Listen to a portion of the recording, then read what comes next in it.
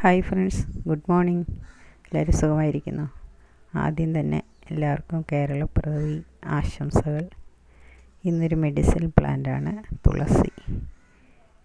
എല്ലാവരുടെയും വീട്ടിലുള്ള തുളസി പ്ലാന്റാണ് ഇന്ന് വീഡിയോ ആയിട്ടിട്ടിരിക്കുന്നത്.